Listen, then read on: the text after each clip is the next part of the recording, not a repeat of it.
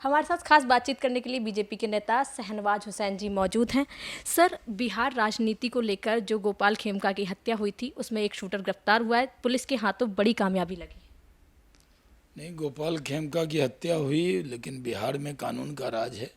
अपराध और अपराधियों को कभी बख्शा नहीं जाता, तो अपराधी पकड़े गए हैं और इनकाउंटर भी हुआ है। जो भी अपराध करेगा उसके साथ यही व्यवहार बिहार सरकार करेगी।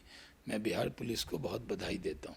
सर, बिहार में वोटर लिस्ट को लेकर लगातार हंगामा चल रहा है और जो विपक्षी नेता हैं वो सभी सुप्रीम कोर्ट जा रहे हैं। उनकी तरफ से कहा गया है कि पूरी तरह से अपना जो मनमानी है वो अपनाई जा रही है बिहार में।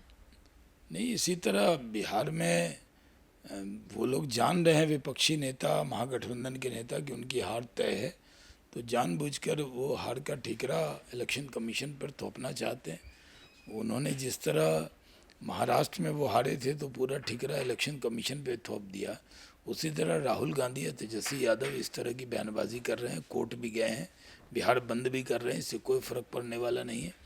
बिहार के जो वैलिड वोटर हैं वो वोट डालेंगे, और जो वेरिफिकेशन हो रहा है उसमें किसी का नाम काटने की कोई बात नहीं है। जो बिहार का वोटर है वो बिहार को में वोट ज़रूर डालेगा। सर, अगर बात करें तो चिराग पासवान को लेकर कहा जा रहा है कि वो अलग चुनाव लड़ेंगे। उनकी तरफ से कहा गया कि वो सभी सीटों पर अकेले लड़ेंगे। और इस बार एनडीए की वहाँ पर क्या तैयारी है और कितनी सीटें लाने की उम्मीदें हैं? नहीं, चिराग पासवान एनडीए के मजबूत स्तंभ हैं, मिलकर लड़ेंगे, इकट्ठे लड़ेंगे और जीतेंगे। सर, ओवैसी जी ने किरण रिजिजू जी के जो बयान है उस पर कहा है कि मुस्लिम जो हैं उनका अधिकार है, कोई दान का अधिकार नहीं है। और उन्होंने तमाम मुस्लिम इलाकों के जो समस्याएं हैं उन पर भी सवाल उठाया है। नहीं, कुल हिंद मजलिस इत्तेहादुल मुस्लिमीन के सदर असदुद्दीन ओवैसी का बयान बहुत गलत है। उन्होंने कहा कि मुसलमान को यहाँ सेकंड क्लास सिटीज़न और बंधक बनाया हुआ है, उनको बांग्लादेशी रोहिंग्या कहा जाता है। ऐसा कहीं सही नहीं है। भारत में मुसलमानों के लिए भारत से अच्छा देश, हिंदू से अच्छा दोस्त और मोदी से अच्छा नेता नहीं मिल सकता। यहाँ सबका साथ, सबका विकास, सबका विश्वास है।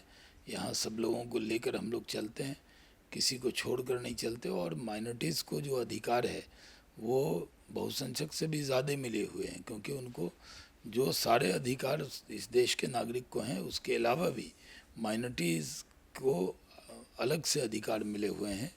वो अलग से इंस्टीट्यूशन खोल सकते हैं, अलग कॉलेज खोल सकते हैं, ये सब भी अधिकार है। और बहुत सारी फैसिलिटी मिली हुई है जो दुनिया में कहीं नहीं है।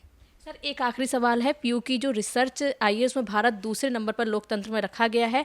और इसके पीछे ये भी कहा गया कि भारत में सबसे मजबूत लोकतंत्र है, लोग सशक्त हैं। इसके पीछे प्रधानमंत्री नरेंद्र मोदी की कार्यशैली कितनी अच्छी है सर? कितना ये प्रमाण है कि भारत का सबसे अच्छा लोकतंत्र है? नहीं, भारत तो लोकतंत्र की जननी है। हम तो वैशाली गणराज्य जब था तब से लोकतंत्र यहाँ है। सबसे पुरानी डेमोक्रेसी भारत के अंदर है। और भारत की के बारे में पूरी दुनिया में जो सर्वे हुआ है उसमें साफ तौर पे है कि भारत पूरी दुनिया के अंदर सबको डेमोक्रेसी के लिए एक आदर्श देश है, और नरेंद्र मोदी जी ने इसको और मजबूत किया है। ज़्यादा बातचीत के लिए धन्यवाद सर। हमारे साथ खास बातचीत करने के लिए शहनवाज हुसैन जी मौजूद थे। वीडियो जर्नलिस्ट विपिन के साथ मैं स्तुति पाठक, आदित्य।